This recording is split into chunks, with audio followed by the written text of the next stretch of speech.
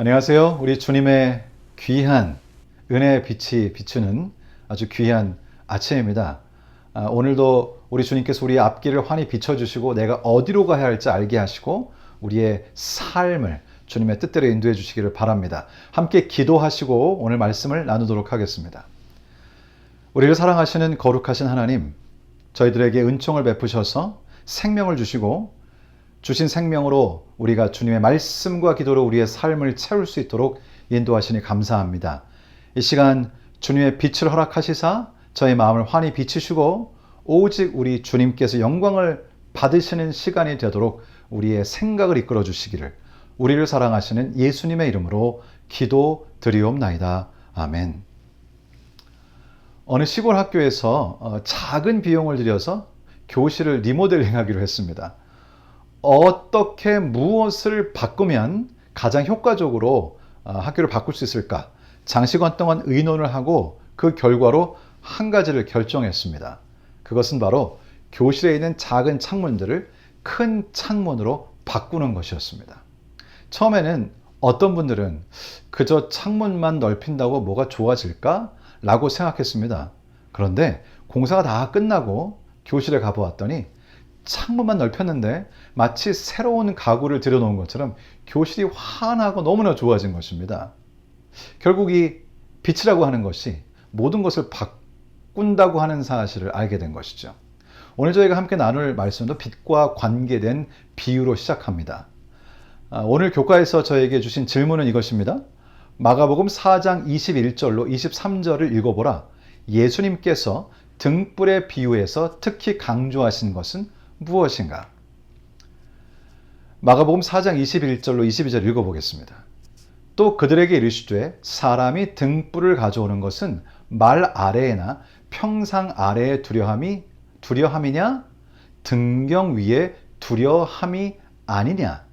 드러내려 하지 않고는 숨긴 것이 없고 나타내려 하지 않고는 감추인 것이 없느니라. 그 당시에 사람들은 집이 크든지 적든지 다 이런 등불을 썼는데요. 이 등불을 켜면 어디에 두었을까요? 예, 등경, 램프 스탠드라고 하죠. 등불을 등경 위에 이렇게 둡니다. 그러면 깜깜해서 아무것도 보이지 않다가 이제 환하게 빛이 비추면 감춰졌던 것들이 다 드러나게 되죠. 이 말씀은 결국 등불을 켜서 등경 위에 두게 되면은 감춰졌던 것들이 드러난다고 하는 것입니다.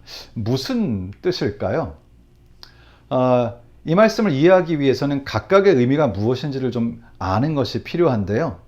마태복음 5장에서 예수님께서는 이 등경의 빛이라고 하는 것은 결국 우리의 선한 행실이라고 말씀을 하셨습니다. 너희 착한 행실을 보고 하늘에 계신 너희 아버지께 영광을 돌리게 하라. 그렇다면은 등경은 뭘까요? 저희가 요한계시록 공부를 하다 보면 여러 가지 상징에 대한 의미를 깨닫게 되는데요. 역시 이 등경도 등장합니다. 요한복음 1장 20절에 이렇게 되어 있습니다. 내가 본 것은 내 오른손에 7별의 비밀과 또 7 금촛대라. 7별은 7 교회의 사자요. 7 촛대는 lamp stand, 등경은 7 교회니라. 그래서 결국 우리 주님께서 저희들에게 가르쳐 주시는 것은 이 등경, 촛대라고 번역하기도 하죠. 이 등경은 교회를 상징한다고 가르쳐 주셨습니다. 그러니까 이 말씀을 좀 종합해 보면 저희가 어떤 선한 행위를 할 때에 나 혼자 하지 말고 나의 선한 행위가 또 선한 수고가 교회 위에 얹어져 교회를 통하여 이루어지게 될 때에 사람들은 저 사람은 참 좋은 사람이야 라고 하지 않고 저 교회는 참 좋은 교회야.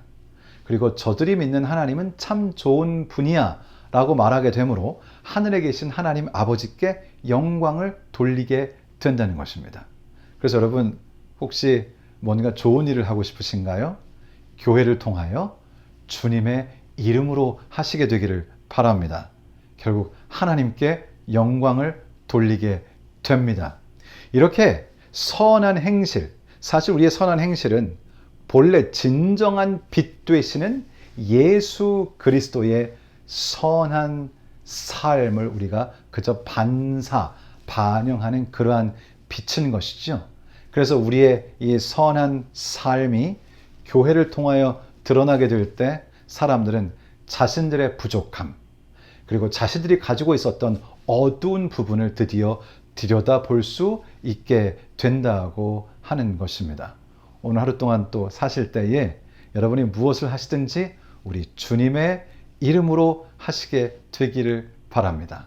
자, 이제 그 다음 질문을 좀 보겠습니다. 마가복음 4장 24절로 25절을 읽어보라. 예수님은 계량 그릇의 비유를 통해 어떤 교훈을 말씀하고 있는가? 여러분, 마가복음 4장에 계량 그릇이라는 표현이 있을까요? 사실은 없습니다. 그러나 이제 마가복음 4장 24절로 25절에 있는 이 말씀 속의 내용이 계량 그릇을 일컫는 것임을 저에게 깨우치고 계시는 것입니다. 24절과 25절 말씀을 읽어보겠습니다. 또 이르시되 너희가 무엇을 듣는가 스스로 삼가라. 너희의 헤아리는 그 헤아림으로 너희가 헤아림을 받을 것이며 더 받으리니 있는 자는 받을 것이요 없는 자는 그 있는 것까지도 빼앗기리라. 지금 이 말씀에 헤아리는, 헤아림, 사실 이 말씀은 곡식을 계량, 그러니까 저희 한국에서도 한 돼, 두 돼, 뭐 이런 계량을 위한 그릇을 사용했었죠. 바로 이렇게 계량하기 위한 그릇을 사용하는 것을 일컫는 것입니다. 그래서 제목이 오늘 교과의 제목이 계량 그릇인 것이죠. 그러니까 결국은 이것은 무엇인가 하면은 곡식을 파는 사람이 이 농산물을 이렇게 팔게 될 때에 계량하는 그릇이 딱 있기는 하지만은 딱 깎아서 그만큼만 주는 것이 아니라 얹어서 넘치게 주는 그런 장면을 표현한 것입니다. 그래서 저희들도 사실 아주 잘 갖추어진 무슨 큰 상점이나 이런 데 가기보다는 재래시장을 가고 싶을 때가 있죠. 왜냐하면 재래시장에 가면은 뭐 얼마라고 써있긴 하지만은 원래 줘야 될 양보다 훨씬 넉넉하게 담아주는 그런 인심을 경험하기 때문입니다. 일반적인 상점에서 파는 것은 다 봉지에 이렇게 전부 계량이 돼가지고 정확하게 들어있지만은 재래시장에 가면은 아주 넉넉하게 덤으로 한 개 더 주고 뭐 과일도 한번 먹어보라고 하시고 그런 넉넉한 마음이 우리의 마음을 푸근하게 하는 것이죠. 우리 주님께서 말씀하시는 것입니다. 우리가 다른 사람들에게 어떻게 계량하여 베푸느냐, 다른 사람들을 어떻게 대하느냐 하는 것이 결국 다른 사람들이 나를 어떻게 대하느냐, 궁극적으로는 주님께서 나를 어떻게 대하시느냐를 결정하게 된다는 것이죠. 그래서 우리가 넉넉하게 마음을 열어 다른 사람들에게 뭔가를 계량하여 어떤 일정한 양을 줘야 하는 의무가 있을 때에 그것보다 훨씬 많게 물질도 사랑도 마음도 넉넉하게 주게 될 때 우리도 그렇게 대우를 받게 될 것이라는 말씀이시죠. 그래서 이렇게 넉넉하게 하는 사람들은 결국 다른 사람도 자신에게 넉넉하게 하기 때문에 있는데 더 많아지게 되는 것이고요. 자기 것을 고수하려고 하고 그리고 욕심을 부리고 다른 사람들에게 베풀지 않고 넉넉하게 계량하지 않고 깎거나 오히려 더 빼거나 이런 방식으로 사람들을 대하게 될 때 가진 것도 빼앗기게 된다는 것이죠. 결국 우리가 살아가면서 사람들을 어떻게 대하는가 하는 우리의 삶의 방식이, 우리가 사람들을 대하는 방법이 우리 하나님께서 심판의 날에 우리를 대하는 방식이 될 것이다. 그런 말씀이죠. 여러분 오늘 하루 살면서 넉넉한 마음을 가지시게 되기를 바랍니다. 무엇을 하든 무엇을 주든 또 무슨 일을 처리하든 여러분의 넉넉한 마음이 우리 그리스도의 마음을 드러내게 되기를 바랍니다. 어느 날 한 식당에 허름한 옷 차림한 남자가 들어왔는데 굉장히 배가 고파 보였어요. 그래서 식당 주인이 돈도 받지 않고 그 사람에게 음식을 제공하는데 보통 돈 받고 주는 것보다 훨씬 많이 주게 되었다는 것이지요. 그런데 나중에 이제 그 많이 시간이 지나고 나서 알게 된 것은 그때 그 식당에 찾아왔던 사람이 바로 카림이라고 하는 사람인데, 사실은 그 카림이라고 하는 사람이 엄청나게 큰 기업의 CEO였습니다.